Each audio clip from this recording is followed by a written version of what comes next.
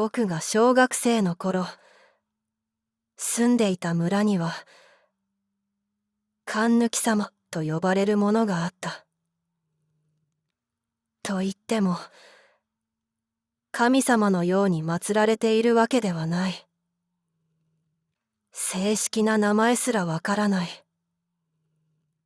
けれど、村の子供たちの間では、それは、そこにいるものとして知られていた。村は山あいの奥にあり、商店も学校も、何もかもが徒歩圏に収まるような小さな集落だった。今では廃線になった鉄道が、村の外れをかすめて走っていた。線路はすっかり草に埋もれているのに、遮断機だけは錆びついたまま残っていて、昔そこにあった踏切の痕跡を伝えていた。そこが、神貫様の踏切と呼ばれる場所だった。僕たちは、あの踏切には絶対に近づいてはいけないと教えられていた。誰に教わったのかも覚えていない。ただ、みんなが知っていた。夏休みのある日、同級生の慎吾が、そこへ行こうと言い出した。何があるのか、確かめようぜ。慎吾は町から引っ越してきたばかりで、あの場所のことを、本当の意味で知らなかった。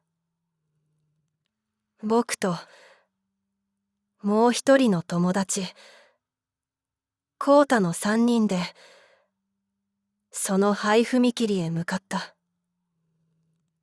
空はじりじりと焼けるように暑かった。セミの声が空気を裂くように響いていた。草をかき分けてたどり着いた踏切には、ポツンと小さな祠があった。赤茶けた鳥居に、誰が備えたのかわからない風化した榊。これが、神貫様？慎吾がそう言って、笑いながら線路をまたごうとした。やめとけ。コウタが声を上げた。それ、越えたら、帰ってこられなくなるんだよ。慎吾は立ち止まった。けれど、顔には明らかな呆れたような笑みが浮かんでいた。迷信だろ。こんなの、ただの祠じゃん。そう言って、彼は線路の上に一歩、足を踏み入れた。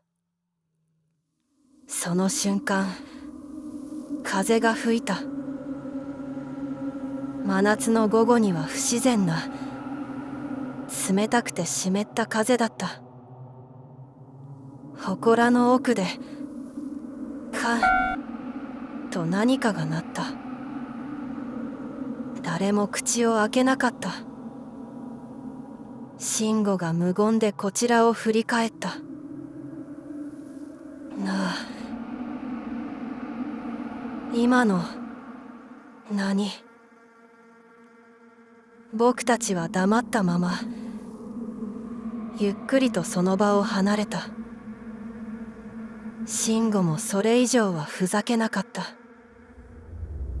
けれど、それ以来、彼の様子が少しずつ変わっていった。笑わなくなった。目があっても、視線をすぐにそらすようになった。そして、8月の終わりのある日、慎吾はいなくなった。朝登校してこなかった。夜になっても戻らず、大人たちが慌てて捜索を始めた。最初にあの踏切が調べられた。警察の人が言っていた。線路の上に小さな足跡が残っていた。それを聞いたとき、僕はぞっとした。浩太と顔を見合わせた。祠に呼ばれたんだよ。浩太は震える声でそう言った。その夜から僕の家の前に音が現れた。カンカン、まるで遮断機が下りるような乾いた金属音。牛蜜時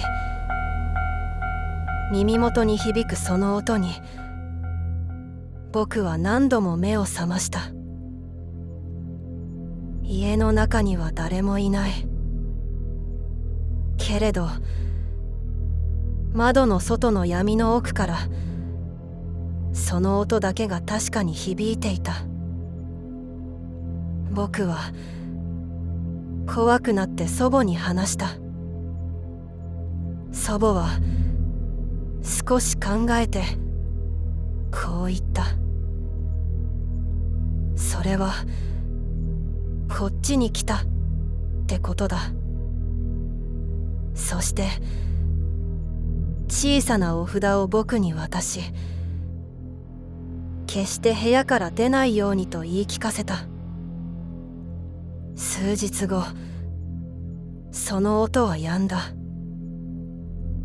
代わりに村の別の家の子が姿を消した。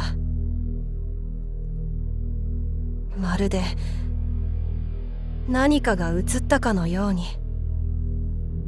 それから月日は流れ、僕は大人になった。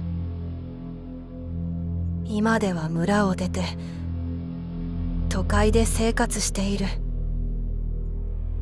でも夏になるとあの音を思い出す。カンカンというあの不気味な遮断機の音。慎吾はあの祠を越えてしまった。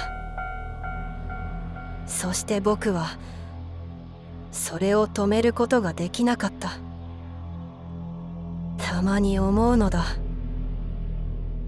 あの時止めていれば慎吾は今も生きていたのだろうか。それともあの時踏切を越えたのは本当は僕だったのではないかと。最近夜道を歩いていると耳の奥でまたあの音が鳴るようになった。カンカン、誰かが遮断機を下ろしている。おしまい。